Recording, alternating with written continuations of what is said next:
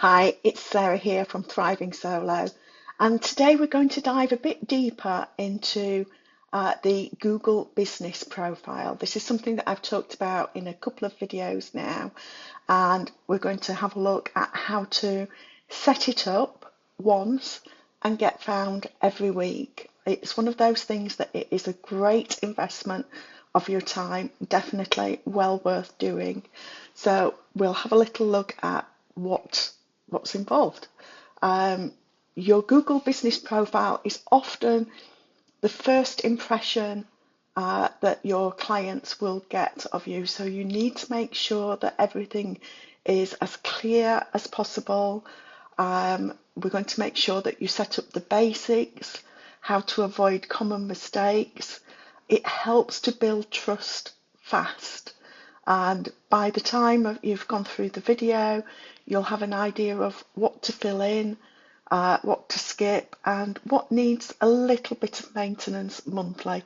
Very light touch, you don't need to do an awful lot, but it is well worth keeping up to date because, like I say, once this has been set, it's one of those things working in the background, directing clients to you.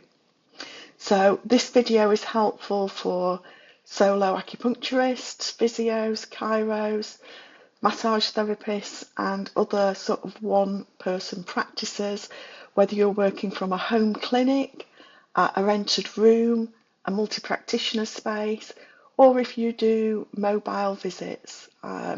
If you do mobile visits, you might need to look a little bit more closely at how you want to set things within the profile for address, etc. So what a Google Business Profile actually does, it helps you show up in results when somebody's searching for an acupuncturist near me, a massage therapist in Scarborough, physiotherapist open now. It shows key information fast to clients. It shows them the hours, phone, website, location, reviews, photos, and it, like I say, it builds trust. People are able to compare local acupuncturists. It'll come up with who else in the area is nearby. It can bring bookings without paid ads as long as you complete the profile and keep it active. I've got a free setup checklist and a short monthly maintenance checklist for you to download, and I'll include the link below for that. So before we start, it's worth getting your practice details together in one place. And this is because we need to make sure that the business name as you use it is the same everywhere on signage, on your website, invoices, etc. You want to make sure that that is showing up the same in all places so that Google puts together the fact that it is the same person, and that helps you get seen better. Address rules, choosing the right option for your setup. Like I say, if you're mobile, then you don't want to be setting the address so that people turn up to your home if that's not where you practice from. Your primary phone number that you're going to answer, or that has got good voicemail. So this is something, like I've said in other videos, this is commonly known as NAP, name, address, phone. Like I say, that NAP information needs to be consistent so that Google understands that you are the same person in all of these locations and puts that together, and therefore trusts that you are a human being and what it is that you're providing. You also need to pull together your booking link, ideally, or a contact page link if you're not ready yet with booking information. A services list and short description. And when I say services list, it only needs to be, it can be one, it only needs to be a few services. You don't want to set out a whole list because that just confuses people. You're going to want a few real photos. You can start with 5, and I'll go over what you can include in there. So we're going to pull this together, and the next step is to make sure that you create or claim your profile. Search your business name on Google and Maps first. If a profile exists, claim it. If not, then create a new one through Google Business Profile. Use a Google account that you control. Don't fall back on a Google account that is actually your receptionist's, for example, if you've got a receptionist, or your partner's. You want to make sure that the owner access is with you. You can add other people as managers if needed, if you need to be able to make sure that you can get access through another person, just in case your access gets limited some way, but make sure that the Google account that you use is one that you control. Like I say, nail the name. Make sure that you're using your real world business name, not a list of keywords. For example, mine was South Scarborough Acupuncture. I wasn't going to make it South Scarborough Acupuncture, cupping, fertility, pain relief, because that's just keyword stuffing. If you've got a personal brand, keep it clean. Jane Smith, physiotherapist, and make sure, like I say, that it's consistent, especially with your website header, social media, etc. Make sure that you choose the right business type and category. Pick a category that matches your core service and what you want to be known for. If your core service is acupuncturist, then that, chiropractor, etc. Add secondary categories only if you truly offer those services and you want to be known for them. Don't add everything. It will confuse your clients, but it will also confuse Google, and therefore you may not be seen as clearly. The address and service area need to be pinned down. If clients come to you, show your address. If you rent a room inside another business, use your suite or room number if you have one. Use clear signage rules if possible. Google does sometimes check. If you offer telehealth, then I recommend that you still set a base location if you have one, and add telehealth as a service, not as a fake address. If your address is a tricky one in any way, double check how you're describing it on your website contact page too. Google likes consistency. This goes back, as I've said, to that NAP, name, address, phone. We want to make sure that it's consistent in all areas.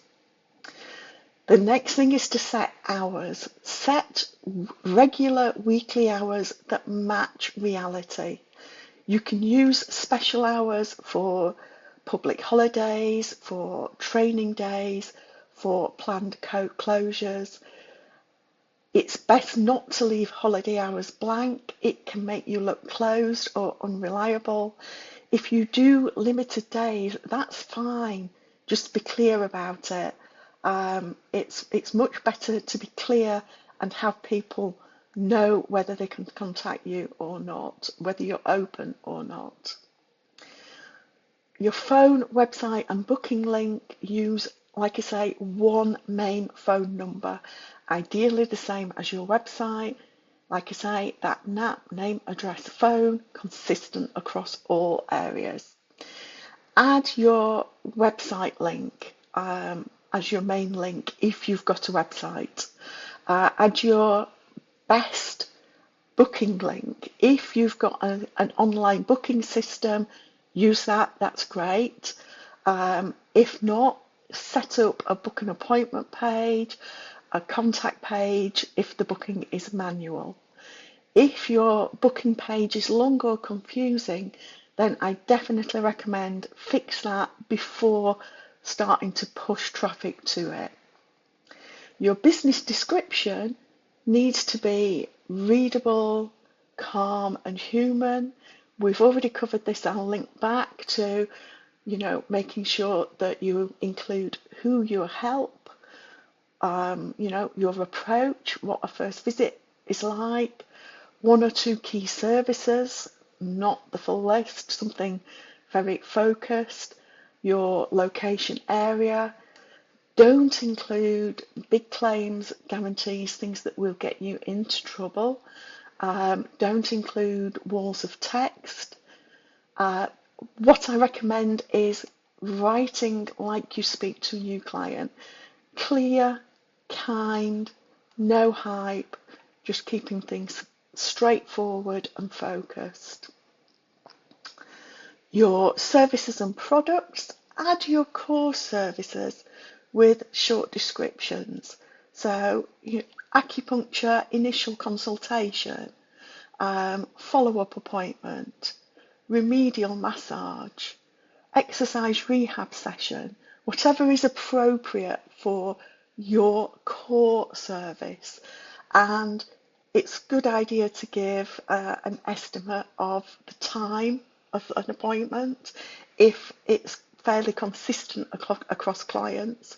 The same with price. If it's consistent, if it's stable, it's good to add it in. But if it changes often, then it's better to skip, the timing or the price and explain it in more detail on your website. Match terms that people search, but only where it's an honest reflection of your business. So pregnancy acupuncture, only if you've got the appropriate training and you actually take those clients and you want to be known for that. Don't keep adding things just to try and get more eyes on, because you'll get eyes on, but you'll also potentially get bad feedback if people can't actually book those services. Include photos that make people feel safe. So the sorts of photos that answer silent client questions, like where do I park? What does the entrance look like? Is it clean and private? Who will I see? So a photo list to start you off is a clear exterior shot with the building entrance, a photo of the treatment room, the waiting area if there is one. If there isn't, don't worry. Your headshot, friendly, not overly formal, but professional. A simple photo, showing a treatment if you've got that. If you haven't, don't worry. It's best to avoid stock pictures here on the Google business profile if you can. If you can bring out something that is more personal, again, it helps build the trust and it gives more of a trust factor to Google that you're not using stock photos. If you need to use the odd stock photo for what a treatment looks like, because you don't want photos that show clients, then that's an acceptable use of it. And then you're going to need to go through verification. So follow Google's verification method, whichever you prefer to use, and keep your business details unchanged while they are verifying, because it helps prevent delays. After you've been verified, just do a quick check: name, address, phone, hours, categories, website link, that all of those things are there and that they're still correct. A few little best practices that actually matter. Reviews, we've covered these as well, again on some previous videos, but just keeping it simple, making sure that you don't include client information, keep it general, don't confirm that somebody is a patient with you, no clinical details, reply to reviews, don't offer gifts or discounts for reviews, that's rather spammy and bad practice. It's like I say, just keep things fairly straightforward. Posts, you can use Google Business Profile posts for any change in hours, especially holiday hours, adding common questions so that people understand straight up what's happening, perhaps giving a seasonal service focus, a gentle reminder to book ahead. Keep posts short with one clear call to action and aim for consistency. One post each week or every 2 weeks is plenty. If you're going to turn on messaging, only do it if you can respond quickly. If you can't, it's better to leave it off and you'll use calls or a booking link to respond to clients. If you are setting up messaging, then I would recommend setting an auto reply that sets expectations. Include Q&A, your own common questions from a personal account, not your business owner account. Parking, fees and rebates, what to wear, how long appointments are. Answer them clearly, just like you would do on the phone. Include attributes and accessibility information. What's true for you? Wheelchair access, if that's true. Please don't include things like wheelchair access if you can't provide it. Make sure that there's information about toilets, parking notes, that an appointment is required if that's the case. That sort of detail can be a deciding factor for clients.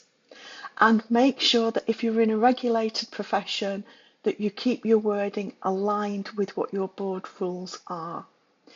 Like I say, some of the common mistakes to avoid include keyword stuffing, the business name, using a fake address in order to rank for a suburb, picking the wrong primary category, forgetting special hours and therefore looking closed, turning on every feature and then never checking it again.